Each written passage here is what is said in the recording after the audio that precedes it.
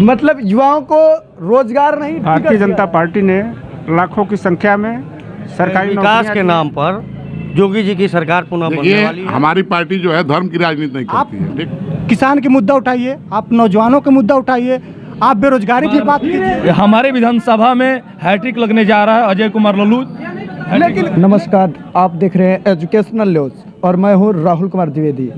जब चुनावी चर्चा की सरगर्मी की बात होती है तो हर जगह चुनावी चर्चा चलता है और आज हम चुनावी चर्चा को लेकर आए हैं तमकुही राज तहसील परिसर में, जहां पर विभिन्न पार्टियों से संबंध रखने वाले कुछ वकीलों से हम बात करेंगे कि वास्तव में ये सरकार किसकी बनेगी, रोजगार और युवाओं के लिए, शिक्षा के लिए, सुरक्षा के लिए। इन सब बातों को लेकर आज घेरते हैं और जानते हैं चुनावी चर्चा और सरगर्मी के विषय में। हमारे साथ जुड़े हुए हैं विनोद सिंह पटेल जी, जो जिला अध्यक्ष हैं अपना दल यस उपाध्यक्ष बार संघ तमकुही राज के, और समाजवादी का पक्ष रखने के लिए हमारे बीच में संतोष कुमार यदुवंशी जी, विधानसभा महासचिव पिछला प्रकोष्ठ, और बीजेपी का पक्ष रखने के लिए हम लोग के बीच में एडवोकेट अशोक पांडे जी भी उपस्थित हैं। देखते हैं युवाओं के लिए ये सरकार भारतीय जनता पार्टी क्या काम की है। तो हम सबसे पहले सत्ता पक्ष में, जो सत्ता पक्ष में काम कर रहे हैं, भारतीय जनता पार्टी जो सत्ता में है, सबसे पहले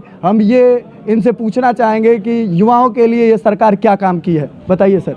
भारतीय जनता पार्टी ने लाखों की संख्या में सरकारी नौकरियां दी हैं।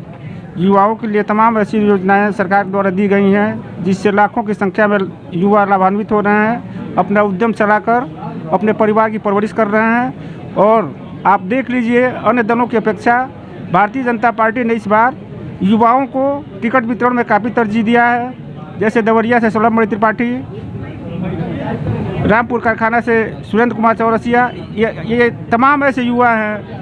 फाइल नगर से सुरेंद्र कुशवाहा जी, तमाम ऐसे लोग हैं जो कैडर के लोगों को भारतीय जनता पार्टी ने आम कार्यकर्ता को युवा होने के नाते टिकट दिया है, जिसका फ़ायदा इस चुनाव में मिलने जा रहा है। और भारतीय जनता पार्टी 300 से ऊपर सीट प्राप्त करने जा रही है। सर आप बताइए, आप युवा किसको कहना चाहते हैं? सुरेंद्र कुशवाहा जो है वो युवा है, सलम मड़ी युवा है। युवा की कैटेगरी में आप किसको रखते हैं? युवा वास्तव में वो युवा है, ये बताइए। आपसे बता दूं, राजनीति में युवा का उम्र 50 वर्ष से ऊपर ही होता है। जी जी। राजनीति में आप यह जान लीजिए पत्रकार महोदय कि राजनीति में युवा का अर्थ 50 वर्ष से ऊपर ही होता है। लेकिन जितने टिकट दिया गया है, लगभग 50 वर्ष से इधर ही युवाओं को टिकट दिया गया है और सारे के सारे जीत करके विधानसभा प्रतिनिधित्व करने जा रहे हैं। और भारतीय जनता पार्टी पूर्ण रूप से बहुमत की सरकार बनाने जा रही है। समाजवादी पार्टी का राजनीतिक अंत इस चुनाव में होने जा रहा है। तुष्टिकरण के राजनीति का अंत होने जा रहा है और भारतीय जनता पार्टी और उसके सभी प्रत्याशी समर्थित दल जितने भी हैं चुनाव जीतने जा रहे हैं और 300 से ऊपर हम लोग सीटें प्राप्त करने जा रहे हैं। और इस चुनाव में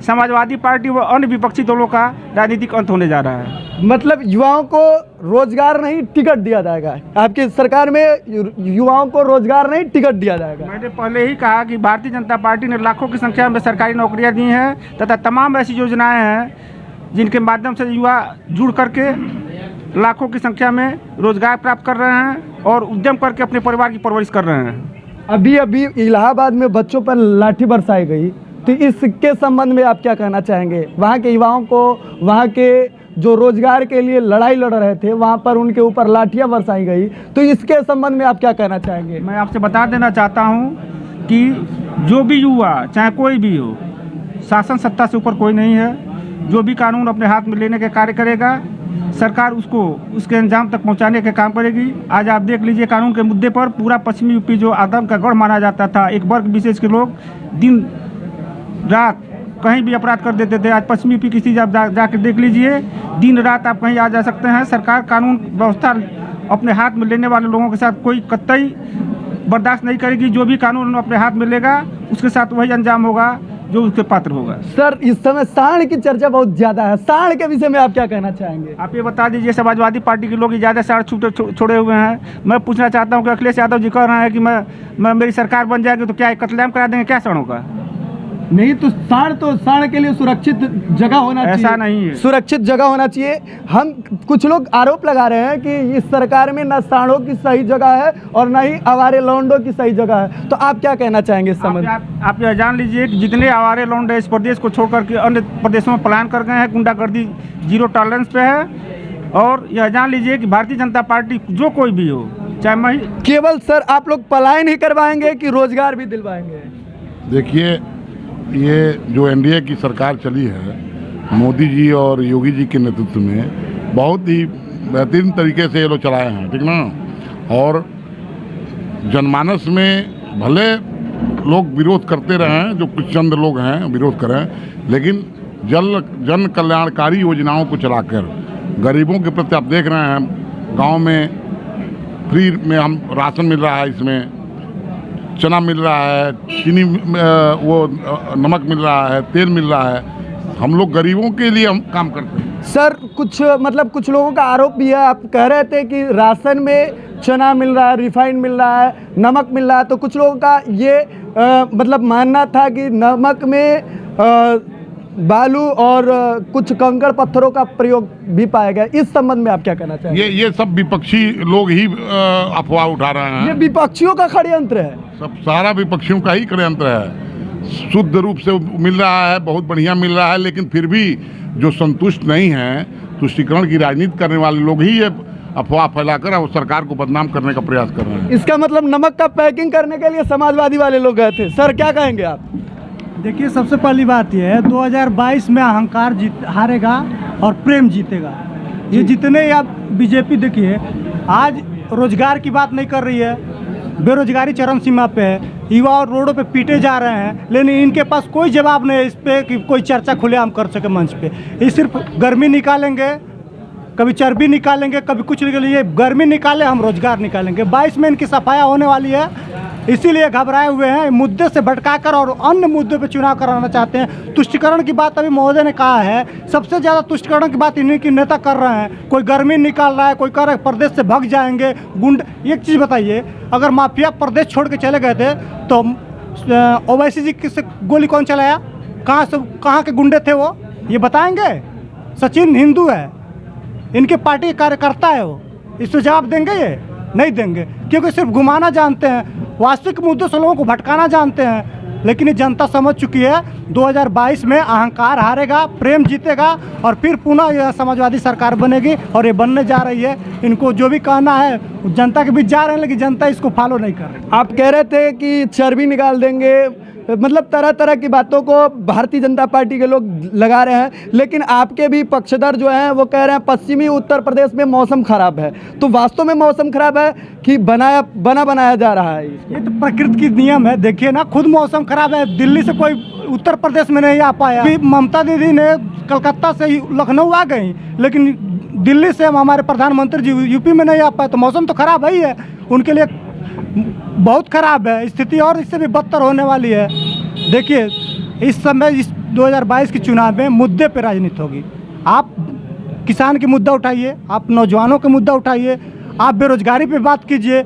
आप फ्री चिल्ला रहे हैं, अरे फ्री दे के आप भारत को इलाहाबाद में जो बच्चों पे डंडे बरसाए गए, इस संबंध में आप क्या कहना चाहेंगे? एक चीज़ बता रहे हैं हम, ये फ्री दे के भारत में एक तरह से लेबर कॉलोनी बनाना चाहते हैं, ताकि फ्री में दें, लेबर बनाएं। इनको ना शिक्षा से मतलब है, ना स्वास्थ्य से मतलब है, या ना रोजगार से मतलब है। आप नौकरी मांगोगे तो लाठी खाओगे। शिक्षा के क्षेत्र में आपकी सरकार क्या काम की है सर? शिक्षा के क्षेत्र में हमारी सरकार थी तो बहुत सारे काम की, जैसे गोरखपुर विश्वविद्यालय में काफ़ी डेवलपमेंट किया। आपका यही मदन मोहन मालवीय को उन्होंने विश्वविद्यालय का दर्जा दिया, तो काम तो हुई थी सपा सरकार में। लेकिन सर इस सरकार में 18 यूनिवर्सिटियां जो है धर्मगुरु के पद पर जब भर्तियां होती थी तो उसमें से 18 यूनिवर्सिटी जैसे संपूर्णानंद यूनिवर्सिटी हो गया, बेचू यूनिवर्सिटी हो गया, इसके जो विद्यार्थी हैं उनको बाहर किया जा रहा है। तो सरकार इनकी असर, हम इनसे पूछना चाहेंगे कि ये उचित हुआ कि अनुचित हुआ? आप देख लीजिए, हिंदुत्व की आपने चर्चा की है, हिंदुत्व बहुत व्यापक शब्द है। आप ये जो कह रहे हैं कि बाहर की है, ऐसी कोई बात नहीं है। भारतीय जनता पार्टी का मूल उद्देश्य ही हिंदुत्व है। भारतीय जनता पार्टी हिंदुत्व से बाहर जा ही नहीं सकती।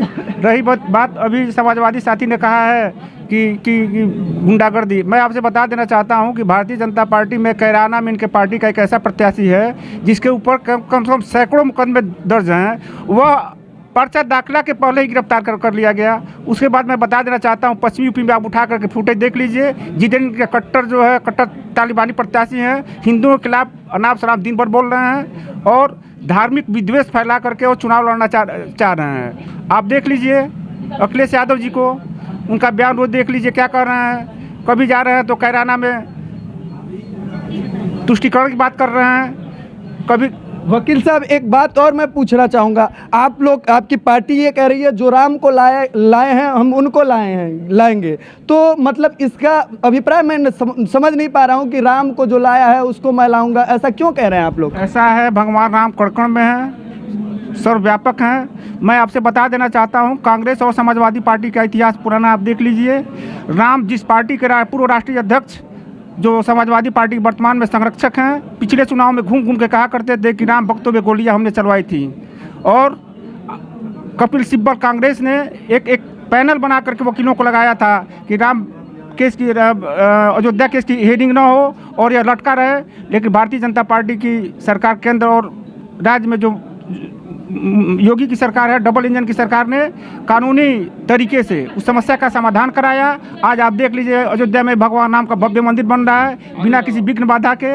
अच्छा सर, एक बात बताइए, राम मंदिर का श्रेय आप कोर्ट को देना चाहते हैं या वर्तमान सरकार को? आपका बयान भी है सर, इस बयान को मैंने ही चलाया था। आप कह रहे थे कोर्ट का जो निर्णय होगा वो सर्वमान्य होगा, तो श्रेय पार्टी को तो नहीं जाती है, ये तो कोर्ट को जाता है, तो आप श्रेय क्यों लूट रहे हैं? मैं कह तो रहा हूँ श्रेय देने की बात मैंने कहा कि उसमें जो बाधाएं थीं, उन कानूनी बाधाओं को समाप्त करने का कार्य भारतीय जनता पार्टी की सरकारों ने किया, केंद्र और राज्य सरकारों ने किया, जिसके चलते बिना किसी हिंसा के, बिना किसी झगड़े के, बिना किसी दंगे के आज आप देख लीजिए दोनों पक्ष सहमत हैं। और भारतीय जनता पार्टी की सरकार में ही आप यह देख लीजिए, पहले अयोध्या जाने से जितने भी राजनीतिक दल के नेता हैं सब डरा करते थे, लेकिन आज भगवान राम का मंदिर बन रहा है तो सब जाकर के वोट के लिए, चाहे अरविंद केजरीवाल हो, अखिलेश यादव हो, सभी लोग जो राम मंदिर निर्माण में बाधा बने हुए थे आज वहाँ पर जाकर के वोट के लिए मत्था टेक रहे हैं। और वो कहीं से भी उनकी मंशा भगवान राम के प्रति नहीं है, केवल राजनीतिक लाभ लेने के लिए अयोध्या जा रहे हैं, अयोध्या जा करके अपना माथा टेक रहे हैं। कोई जनेऊ पहन रहा है, कोई कुछ कर रहा है, कोई अपने आप को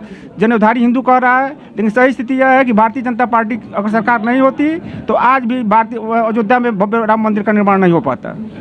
एक बात बताइए, अखिलेश जी के सपने में भी अब भगवान कृष्ण कन्हैया आने लगे हैं, इसके संबंध में आप क्या कहेंगे सर? देखिए, हमारी पार्टी जो है धर्म की राजनीति नहीं करती है, ठीक। हम लोग, हमारी नेता बननप्रिया पटेल, हमारी पार्टी सामाजिक न्याय की लड़ाई की बात करती है। हम लोग धर्म में नहीं पढ़ने वाले हैं। हम कमेरा समाज, पिछड़ा समाज और दलितों के उत्थान के बारे में हमारी पार्टी सोचती है। आप देखे होंगे नीट में जो आरक्षण की बात आई थी तो हमारी नेता बहन सुश्री श्रीमती अनुप्रिया पटेल जी ने सबसे पहले इस मुद्दे को माननीय प्रधानमंत्री जी से कह के उसको सही करवाया, ठीक ना। 69,000 शिक्षक भर्ती में हम लोग आरक्षण के लिए बात करके और उसको लागू करवाया। ये हमारी पार्टी धर्म की राजनीति नहीं करती है। हमारी पार्टी पिछड़ों, कमेरा और दलितों के उत्थान के बारे में, अल्पसंख्यकों के उत्थान के बारे में सोचती है। हम लोग धर्म में नहीं करते। मतलब आप कहना चाहते हैं कि शिक्षा में भी आरक्षण, यानी कि और स्वास्थ्य में भी आरक्षण, ये आरक्षण वाली वैल्यू कहाँ से, मतलब किस तरह से लीगल रहेगा या अनलीगल रहेगा? आप वास्तव में वकील हैं और शिक्षा के दायरे में ये आरक्षण का पैदान किस तरह मतलब कामयाब होगा, ये हम आपसे जानना चाहते हैं। भारतीय संविधान के अनुच्छेद 16(3) में ये व्यवस्था है कि भाई शिक्षा हमको फंडामेंटल राइट है, क्योंकि हम लोग को ये मिलना चाहिए। जो पिछड़े दलित हैं उनको आरक्षण की व्यवस्था संविधान में ही बाबा भीमराव अम्बेडकर ने संविधान बनाते समय दिया था, तो आरक्षण का हक जो है मिलना चाहिए। थोड़ा सा दिक्कत कांग्रेस के सरकार में, क्योंकि ऐसा हो गया था कि कांग्रेस में समाजवादी पार्टी ने इस पर ध्यान नहीं दिया और वो हमेशा जो हमारा 27% और 21% जो आरक्षण है वो केवल उसी में लागू करने की बात लोग कर रहे थे। लेकिन हमारी नेता सुश्री श्रीमती अनुप्रिया पटेल जी इस चीज़ को माननीय मोदी जी और योगी जी के से करके बड़े जोरदार तरीके से उठाकर इसको लागू करवाया। अभी अखिलेश जी कह रहे थे कि बाबा जी को लैपटॉप चलाना नहीं आता है, और लैपटॉप चलाना नहीं आता है तो ये लैपटॉप की चर्चा क्यों? इस संबंध में आप क्या कहना चाहेंगे सर? कोई किसी के बारे में कुछ भी कह सकता है। चलाना आता है, बाबा को लैपटॉप चलाना आता है। जिसके प्रबंधन की चर्चा, जिसके जिसके गुणवत्ता की चर्चा भारतीयों को छोड़ दे, जिसकी चर्चा विदेश में हो रही हो, कोरोना प्रबंधन की चर्चा जिसकी चर्चा विदेश में हो रही हो, अब अखिलेश जैसे लोग उनको सर्टिफिकेट दें जिनके परिवार में ही सारे पद चाहिए, और वंशवादी राजनीति के पोषक वाले लोग, वे क्या किसी के ऊपर आरोप लगा सकते हैं? सर ये अभी कह रहे थे कि भारतीय जनता पार्टी वंशवाद की पार्टी नहीं है, लेकिन हाल ही में अभी सर के विधानसभा में मैं जाता हूं, यादव जी के विधानसभा में, अभी गंगा सिंह कुशवाहा पूर्व में वर्तमान में विधायक हैं, निवर्तमान विधायक हैं, और उन्हीं के पुत्र को वहां से टिकट दिया जाता है। और इसके साथ साथ हमारे देश के गृह मंत्री के बेटे को भी कई जगह से टिकट दिया जाता है, अमित शाह के बेटे जय शाह को भी दिया जाता है, और ये लोग कहते हैं वंशवाद पार्टी नहीं है। इस संबंध में आप क्या कहना चाहेंगे? देखिए, बीजेपी में कम से कम 50% ऐसे नेता भी हम नाम गिना दे रहे हैं। फाजिलनगर से गंगा सिंह कुशवाहा को ले लीजिए, राजनाथ सिंह के लड़के लड़ रहे हैं नोएडा से, वो ले लीजिए। ऐसे 50% नेता है जिनके लड़के पत्नी सब चुनाव लड़ रहे हैं, लेकिन इनकी पार्टी में जानते हैं क्या है? वॉशिंग मशीन है। इनकी पार्टी में जो भी जाएगा या तो राष्ट्रभक्त हो जाएगा, या तो वंशवाद खत्म हो जाएगा। ये अपने बच्चे को दे तो वंशवाद खत्म है।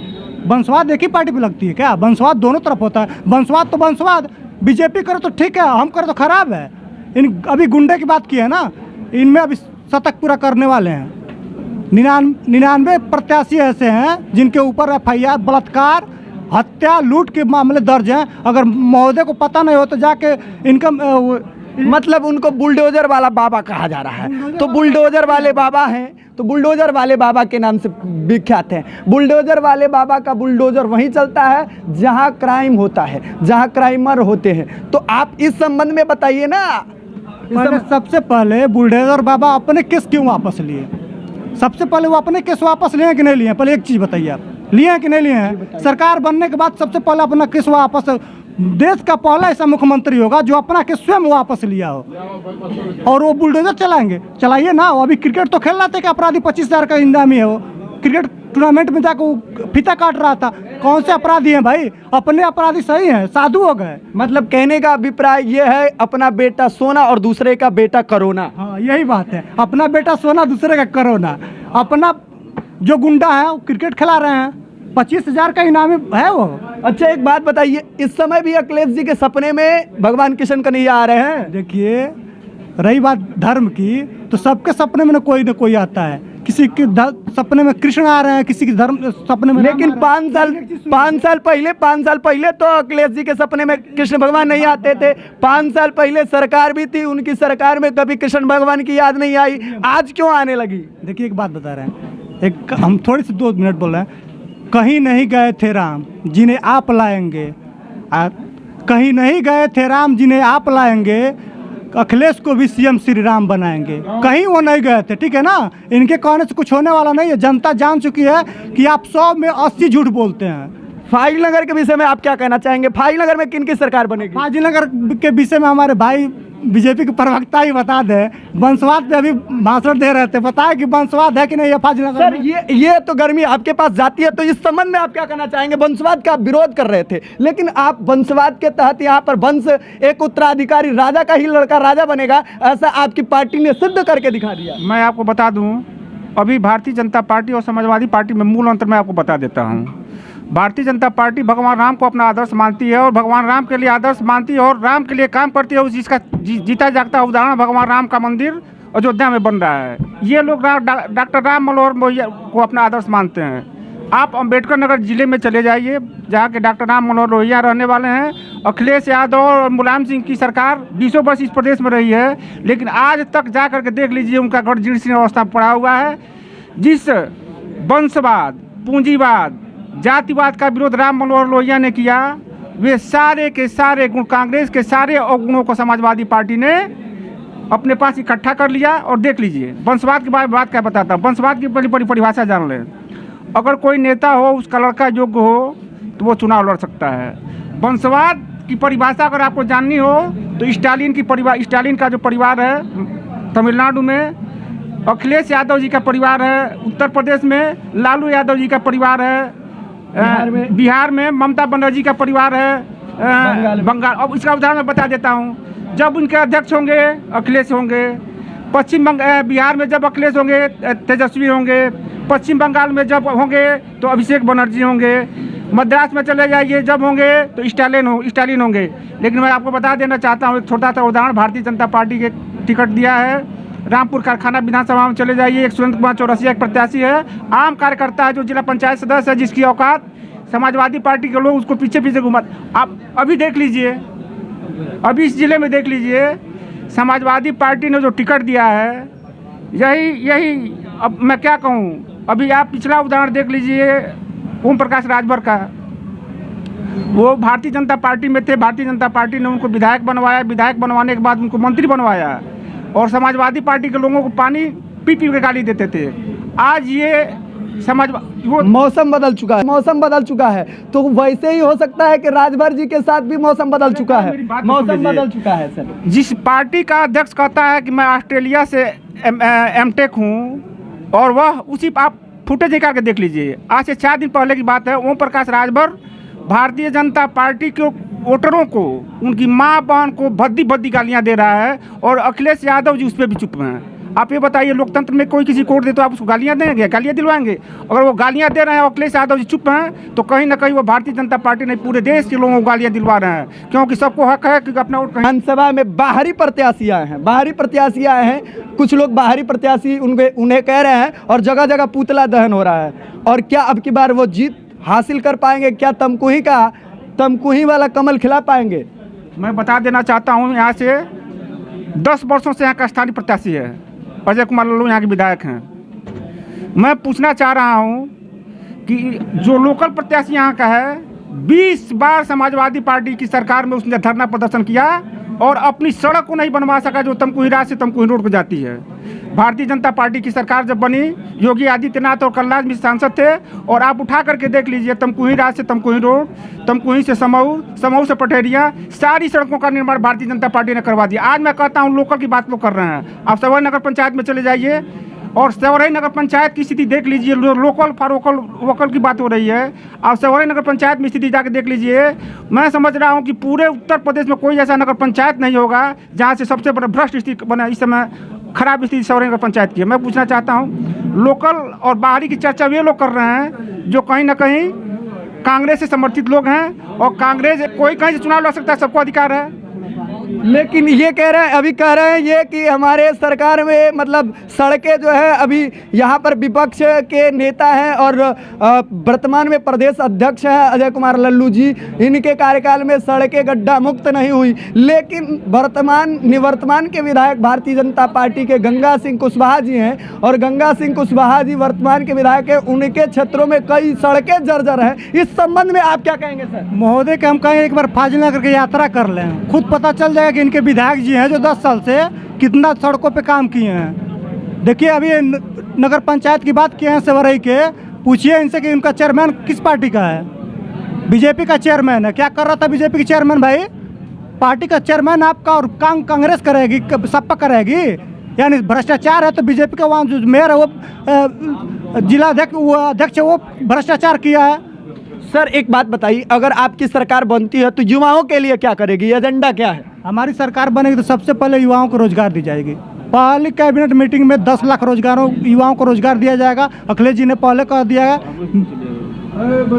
जी। और आप जैसे शिक्षा की बात और रोजगार की बात, रोजगार में आपकी सरकार की एजेंडा क्या है? क्या युवाओं को रोजगार में क्या उपलब्ध करवाएगी? अभी मेरे मित्र ने चर्चा की है रोजगार की, मैं बता देता हूँ। 6 से 7 लोगों को सरकार तत्काल दे देगी। क्या रोजगार दे देगी? सरकार बनने के बाद पहली मीटिंग में 6 लाख कट्टे जो है समाजवादी पार्टी गुंडों को दे दिए जाएंगे। पूरे प्रदेश को जाके लूटपाट करो, और हर थानों में, हर तहसीलों में, हर ब्लॉकों में बैठ के गुंडागर्दी करो। ये तो 6 लाख लोग, जो समाजवादी पार्टी की अगर हनक अगर मिल जाएगी, सरकार बनने वाली है, तो 6 लाख गुंडे जो इस पूरे प्रदेश को जो है, जितने थाने तहसील हैं, सारे जगह गुंडागर्दी करना शुरू कर देंगे। और रही बात सपने की, रोजगार देने की बात कर रहे हैं, यह सोच सर, लेकिन उनके विधानसभा में आपके सरकार के पक्ष के विधायक थे गंगा सिंह कुशवाहा। और हम एक सड़क की चर्चा भी कर दें आपको कि वर्तमान में बीजेपी की सदस्यता ले चुके हमारे सेवरही के पूर्व विधायक डॉक्टर पीके राय के घर के जो रास्ता है वो अभी भी जर्जर हो चुका है, वहाँ पर जल जमा होता है। तो इस संबंध में क्या करेंगे आप लोग? अपने सरकार की पार्टी के कार्यकर्ता और विधायकों के जो दिग्गज नेता हैं उनके घर के पास पानी लगवाने का काम करते हैं। सड़क आपकी सरकार की मुहैया थी कि 6 महीने में गड्ढा मुक्त उत्तर प्रदेश हो गया, लेकिन 5 साल बीत गए, गड्ढा मुक्त तो नहीं हुआ लेकिन गड्ढा युक्त हो गया। देखिए सर, हम ये नहीं कह सकते कि पूरी सरकार पूरे प्रदेश की सड़कें गड्ढा मुक्त हैं। लेकिन अभी तो आप आरोप लगा रहे थे कि यहाँ पर सरकार जो है विपक्ष की है, यहाँ सरकार विपक्ष की है, यहाँ नेता विपक्ष का है, तो काम नहीं हो सकते हैं, सड़कें सही से नहीं हो सकती है। लेकिन फाजिलनगर में तो आपके पक्ष का है, वहाँ गड्ढा मुक्त क्यों नहीं हुआ? ये मेरे मित्र कोई ऐसी सड़क मैं इनके क्षेत्र की बात बता दूं, ये ईमानदारी पूर्वक कह दें कि इनके क्षेत्र में भारतीय जनता पार्टी ने जितनी सड़कें बनवाई हैं, क्या समाजवादी पार्टी सरकार में बन पाई थी? ये समाजवादी लोग झूठ बोलने में, गला फाड़ने में और लोगों के आवाज़ को दबाने में एक नंबर होते हैं। ये ज़बरदस्ती जो है, इनके विधायक रहे 25 साल विश्वनाथ सिंह जी, काफ़ी मैं उनका आदर करता हूँ, सम्मान करता हूँ, रिगार्ड करता हूँ, इसलिए कि गुरु रहे हैं। लेकिन समाजवादी पार्टी के लोग ही उनको किस नाम से पुकारते थे, और बिन्हीं से आप पूछ लीजिए। मैं कह रहा हूँ कि अगर आपके आँख का चश्मा ही काला लग जाए तो आपको सफ़ेद दिखाई कहाँ देगा? समाजवादी पार्टी के लोग सरकार हम चलते बाहर भी चलते हैं, कुछ लोगों से जानते हैं कि वास्तव में आपके पक्ष को कौन रखेंगे। वास्तव में ये सरकार हम लोगों के बीच में सर बोलना चाहेंगे, नहीं बोलना चाहेंगे? सरकार से मतलब नहीं है, क्यों राशन दे रही है यह सरकार? आपको फ्री का राशन, फ्री का वैक्सीन दे रही है, यह सरकार अच्छी नहीं है? अच्छी है। तो यही सरकार अच्छी है कि परिवर्तन? बीजेपी सरकार अच्छी है। बीजेपी सरकार अच्छी है, बीजेपी सरकार अच्छी है। अभी आपने सुना, अभी कह रहे थे कि इनके मतलब कहीं ना कहीं प्रत्यारोप एक दूसरे के सर पर खेलने के बाद आप क्या कहना चाहेंगे सर? अब की बार किसकी सरकार? योगी सरकार। योगी सरकार। क्यों योगी जी की सरकार? क्यों? वो मतलब बुलडोजर वाले बाबा आपको भी भागा है? बिल्कुल बिल्कुल। क्यों? फ्री का वैक्सीन। देखिए, विकास के नाम पर योगी जी की सरकार पुनः बनने वाली है। विकास देख लीजिए, सड़कों पे विकास हुआ है। आप देखिए, विकास में पूर्वांचल में विकास हुआ है, पूर्वांचल में मेडिकल कॉलेज खुल रहे हैं, आपको एम्स बन गया गोरखपुर में। ये सब विकास नहीं दिखाई दे रहा है लोगों को। विकास देखिए, विकास के नाम पर हम लोग योगी की सरकार फिर से बनाएंगे। युवाओं के लिए कौन सा विकास है सर? युवाओं के लिए भी है, युवाओं के लिए भी सरकार ने अभी घोषणा किया है नौकरियों का, और उसमें नौकरी में मैंने 5 साल बाद नौकरियों की घोषणा करती है सरकार। सरकार बनानी होती है तब, सरकार पक्ष में रहेगी तो घोषणा नहीं करेगी। नहीं, आप पहले ये देखिए कि इतने साल के कोरोना काल में, कोरोना में सब लोग घर बैठे हुए थे। कोरोना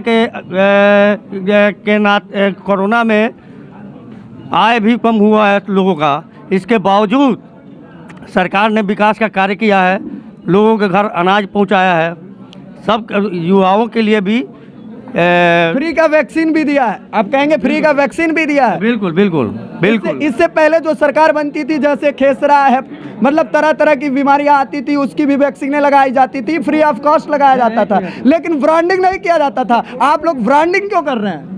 देखिए, ब्रांडिंग जब सरकार अगर कुछ करेगी तो उसका ब्रांडिंग भी करेगी। मतलब आप वैक्सीन के बीमारियों के नाम पर भी वोट मांगना चाहते हैं, यानी कि बीमारी के नाम, वैक्सीन के नाम पर भी वोट बटोरना चाहते हैं, हिंदुत्व के नाम पर वोट बटोरना चाहते हैं। विकास की कहीं चर्चा आप लोग नहीं कर रहे हैं। क्यों? विकास का अभी तो विकास का ही मैंने गिनाया है, अभी विकास का ही मैंने गिनाया है। जैसे युवाओं पर लाठीचार्ज किया जाता है, तो वो विकास कार्य ही तो है। नहीं, युवाओं पर लाठीचार्ज कहाँ हुआ है बताइए? इलाहाबाद में अभी तत्कालीन होता है, तो वो क्या है सर? उसकी जांच भी हुई है, उस पर कार्रवाई भी हुई है। ऐसा थोड़ा कि लाठीचार्ज सरकार जाकर थोड़ा लाठीचार्ज करती है। एक बात कहा जाता है सर, का वर्षा जब कृषि सुखाने पुनि समझ चुकी पुनि का पछताने, ऐसी बात हो जा रहा है। जब हमारे यहाँ के हमारे बच्चों को अपंग बनाया जाएगा, हमारे युवाओं को बेरोजगार बनाया जाएगा, अपंग बनाया जाएगा, तो कैसे देश का निर्माण हो सकता है? नहीं, देखिए, अपंग बनाने वाली बात ही नहीं है। वो लाठीचार्ज किस मद में हुआ है वो उसको भी जानना चाहिए। रेलवे में नौकरी निकली थी, सारे लोगों ने भरा था। अगर आपका विरोध है तो उसको शांति तरीके से भी आप लोग अपना आवाज़ उठा सकते हैं, लेकिन किया क्या? अहिंसात्मक रूप से अहिंसात्मक रूप से अपना आवाज़ बुलंद किया। आपकी सरकार बनती है तो युवाओं के लिए क्या लेके आएगी? देखिए, सौगात। भारतीय जनता पार्टी जो कहती है वो करती है, समाजवादी पार्टी जो कहती है वो करती नहीं है। दोनों में मौलिक अंतर रही है। अभी तो ये सरकार कही थी लैपटॉप बांटने के लिए, अभी हमारे जनपद में एक भी बच्चा नहीं है जो लैपटॉप पाया हो, टैबलेट पाया हो, ऐसी कोई बात नहीं है। क्यों चुनाव के अंतर्गत इनको लैपटॉप और टैबलेट क्यों याद आए भाई? अखिलेश जी वाला फंडा क्यों याद आया इनको? ऐसा नहीं, लाखों की संख्या में लैपटॉप और टैबलेट बांटे गए, लेकिन दुर्भाग्य कहें। सर, आप अपने जनपद के एक व्यक्ति का नाम बताइए जिसको मिला हो। आप बगल में ही चले जाइए, विद्यावती देवी महाविद्यालय, पता कर लीजिए, वहीं वितरण हुआ उसका। समस्या यह है कि जब सरकार काम करना चाहे तब तक चुनाव आचार संहिता लग गया। तो सर, चुनाव आचार संहिता से पहले सरकार को याद नहीं आई कि लैपटॉप बांट देना चाहिए? लैपटॉप के नाम पे बच्चों का वोट लेना था। एक कहावत है ना, झुनझुना पकड़ाना, तो बीजेपी की पुरानी काम है झुनझुना पकड़ाना। चुनाव से पहले इनको लैपटॉप याद आ गया, टैबलेट याद आ गया, युवाओं को रोजगार याद आ गया, लेकिन चुनाव जब सरकार में। अच्छा, एक बात बताइए, ये सूत्र किनका है? वास्तव में अखिलेश जी वाला सूत्र, अखिलेश जी की सरकार बनी तो तुरंत कुछ युवाओं को लैपटॉप और टैबलेट वितरित किया गया, शायद वही फंडा लगा के, और ये लोग सोचे कि पुनः सरकार बना लेंगे। देखिए, 5 साल समाजवादी पार्टी की सरकार नहीं थी, फिर भी अखिलेश जी ने अपने संसदीय क्षेत्र में उन्होंने इस समय भी लैपटॉप बांटा। सरकार न होने के बाद भी उन्होंने करीब 100 लड़कों को लैपटॉप अपने फंड से दिए, लेकिन ये तो सरकार में थे, इनको तो सबको देना चाहिए था। जो अखिलेश जी की योजना थी लैपटॉप वितरण की, उसी को आगे बढ़ा देना चाहिए था। उसमें करना क्या था, उस योजना को आगे बढ़ाओ भाई। बच्चों को लाभ मिलता था ना लैपटॉप से, बच्चे पढ़ते थे, आपके घर के, हमारे घर के बच्चे पढ़ रहे थे लैपटॉप से, जो गरीब थे उनको मिल रहा था। उस योजना को बंद करने की क्या जरूरत थी? योजना को आगे बढ़ाते ही। अगर वास्तव में इनको जनता और लोगों की चिंता थी तो उस योजना को आगे बढ़ाते, तो इनको तो बंद करना था बस। अखिलेश जी का नाम था ना, इसलिए। सर, अब आप बताइए, आप पर आरोप लगा रहे हैं शायद अखिलेश जी वाला सूत्र अपना के और योगी जी चाह रहे हैं कि हम भी सरकार बना लें। देखिए, मैं बार बार कहता हूँ, समाजवादी वादी मतलब समझते हैं ना, वादी एक बीमारी होती है। समाज के वादी लोग हैं। आप ये बताइए, अभी इनके प्रदेश अध्यक्ष नरेश उत्तम पटेल जी ने चुनाव आयोग को लिख के दिया है कि प्रदेश की सरकार लैपटॉप वितरण करके चुनाव आचार संहिता का उल्लंघन कर रही है। सरकार बांट भी रही है। इनके प्रदेश अध्यक्ष ने स्वयं चुनाव इलेक्शन कमीशन को लिख के दिया है कि समाजवादी पार्टी इसका विरोध करती है और सरकार जो है आचार संहिता का उल्लंघन कर रही है। आप ये बताइए कि सरकार अगर दे रही है तब भी ये लगा कह रहे हैं, अड़ंगा डाल रहे हैं कि चुनाव आचार संहिता का उल्लंघन हो रहा है। आप क्या कहना चाहेंगे सर? आरोप आप पे आ गया। देखिए, 4 साल तक आप भांग गोला खा के सोए थे, और जब चुनाव आचार संहिता लागू हो गया तो आप टैबलेट बांटेंगे?